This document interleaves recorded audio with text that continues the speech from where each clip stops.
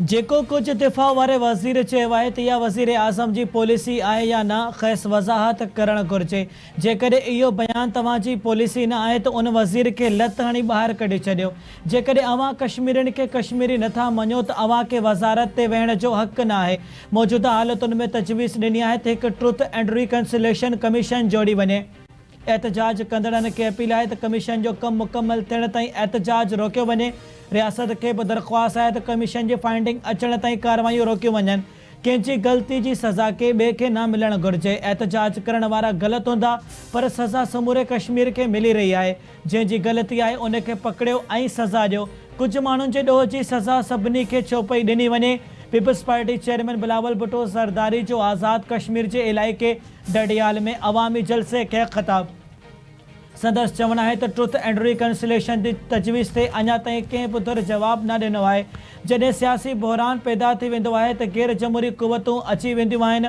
पाकिस्तान जी रियासत हुरमस खोलाए सघे थी त संदसि गुज़ारिश आहे त कश्मीर खे बि खोलियो वञे। समूरनि मसइलनि जो हल ॻाल्हियुनि ज़रिए कढी सघिजे थो। वज़ीर आज़म शहबाज शरीफ साहब को बाज़ाब्ता खुद क्लैरिफाई करना चाहिए कि क्या ये वफाकी हुकूमत का पॉलिसी है, बाकायदा वफाकी कैबिनेट का ये पॉलिसी है जो आपका वजीर दिफा कह रहा है या नहीं।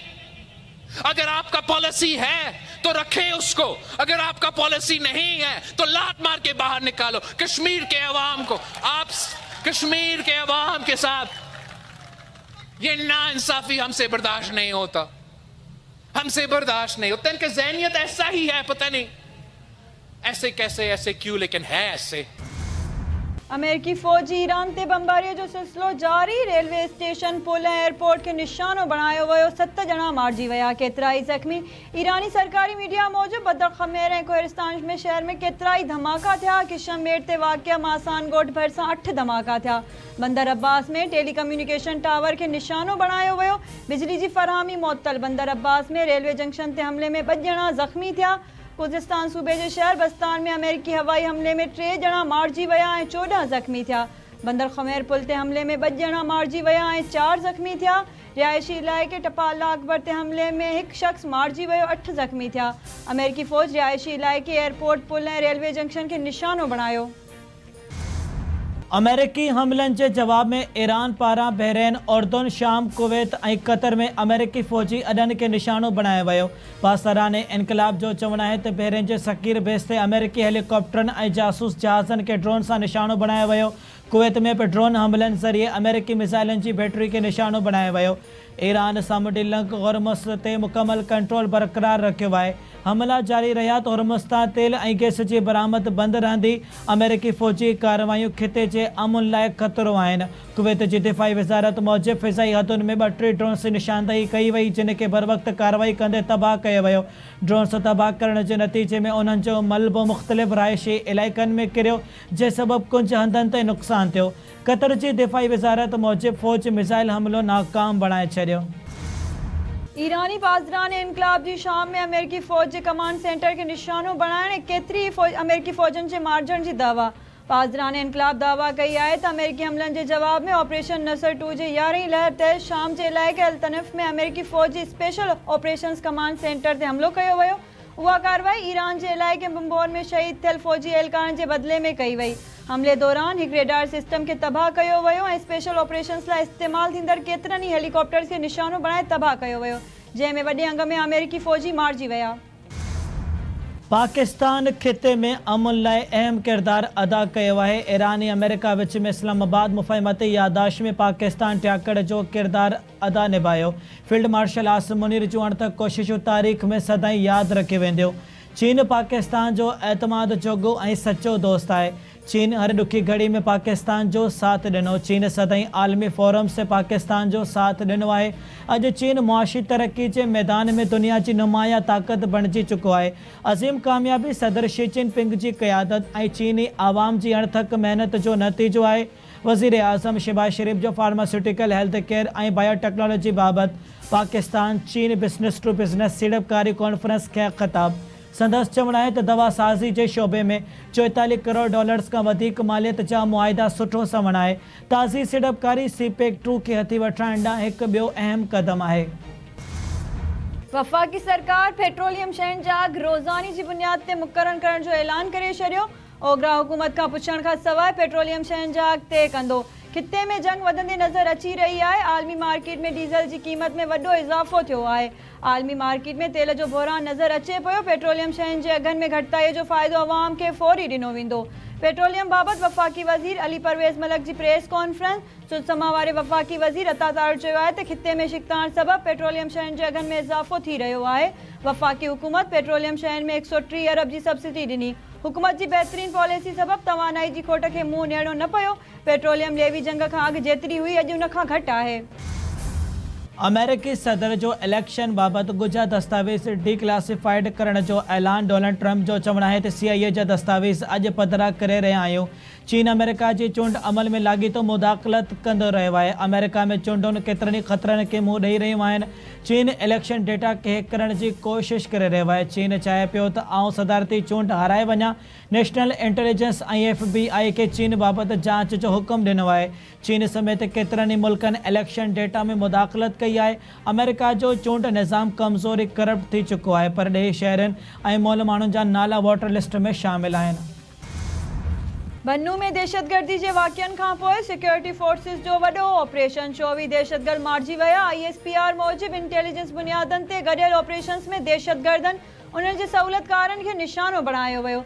सिक्योरिटी फोर्सिस जी कार्रवाइनि में भारतीय प्रॉक्सी फितनाल ख़वारिज जा 24 दहशतगर्द मारिजी विया। हथियार ऐं गोला बारूद बरामद कया विया। मारिजी वियल दहशतगर्द केतिरनि ई तक़रीबी कार्रवाइनि ऐं शहरनि जे क़त्ल में मुलविस हुआ। दहशतगर्दी जे ख़ात्मे लाइ सिक्योरिटी फोर्सिस जूं कार्रवाइयूं जारी रहंदियूं। मुल्क में गैर मुल्की सरपरस्ती याफ़्ता दहशतगर्दी जे ख़ात्मे लाइ ऑपरेशन्स जारी आहिनि। अज़म इस्तेकाम तहत दहशतगर्दी ख़िलाफ़ मुहिम पूरी क़ुव्वत सां जारी आहे। एंडी बर्नम बरतानवी हुक्मरान जमात लेबर पार्टी जो नओं सरबराह चूंडिजी वियो। एंडी बर्नम केयर स्टोर्मर जी जाइ ते बरतानिया जो नओं वज़ीर आज़म हूंदो। केयर स्टोर्मर सूमर ते बादशाह चार्ल्स खे पंहिंजी इस्तीफ़ा पेश कंदो। एंडी बर्नम 20 जुलाई ते बरतानिया जे वज़ीर आज़म जो उहिदो संभालींदो। एंडी बर्नम जो चवणु आहे त आवाम असांखे जंहिं मक़सद लाइ सॾियो आहे असां उन जो भरपूर जवाबु ॾींदासीं। लेबर पार्टी हिन वक़्तु मुकमल तौरु मुतहिद आहे ऐं असां हिन इतिहाद जी ताक़त आवाम खे ॾेखारींदासीं। सियासी छिकताण खे घटाइण जी कोशिश कंदसि। काबीना में लेबर पार्टी जे समूरनि हिसनि खे नुमाइंदगी ॾिनी वेंदी।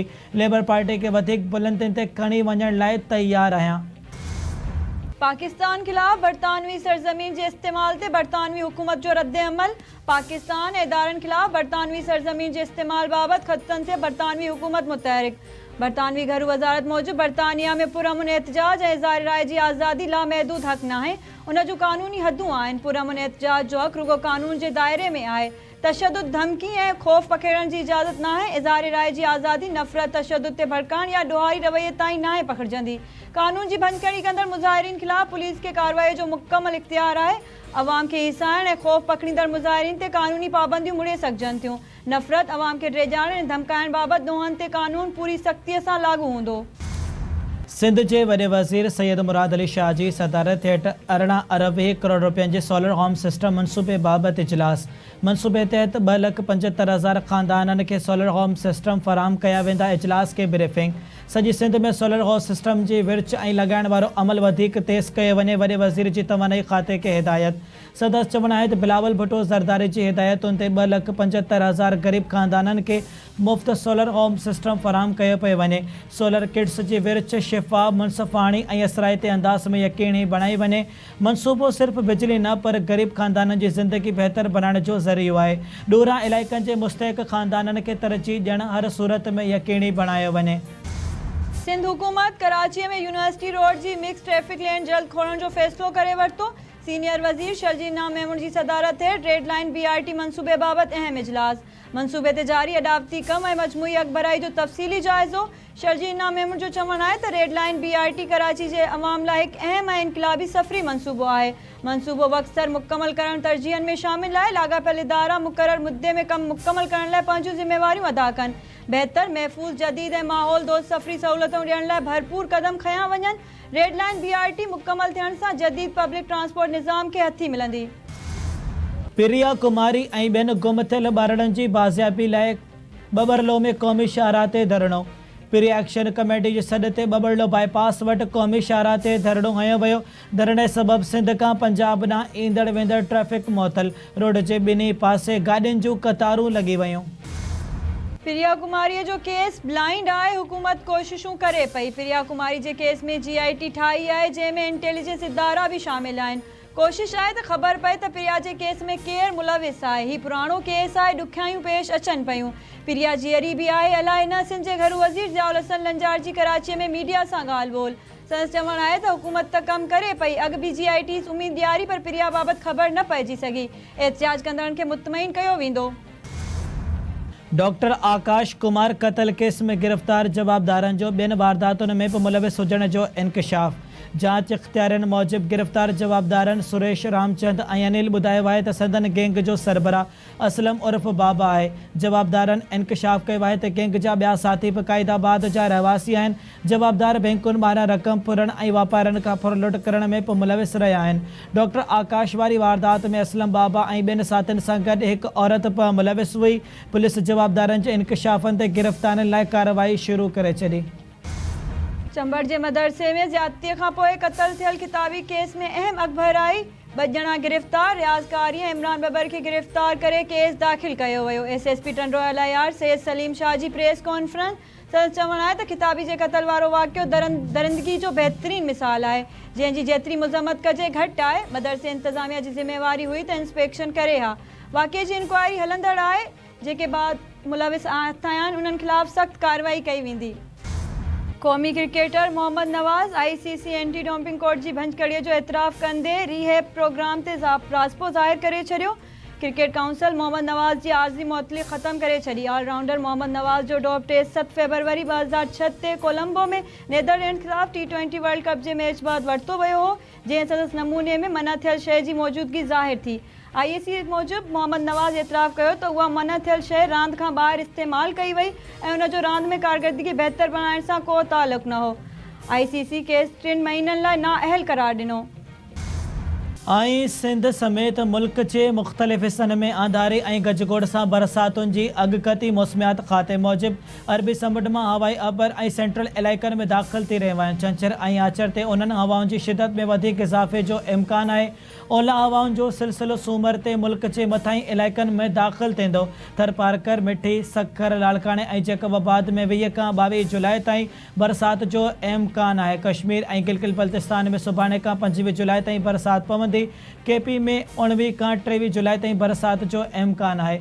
इस्लामाबाद, रावलपिंडी, मरी ऐं लाहौर समेत पंजाब जे मुख़्तलिफ़ शहरनि में बि तूफ़ानी हवाउनि सां बरसाति पइजी सघे थी। ज़ोबार ख़ान, मुसाक़, लोरा लई सिबी ज़ियारत में बरसाति जी अॻकथी कई वई।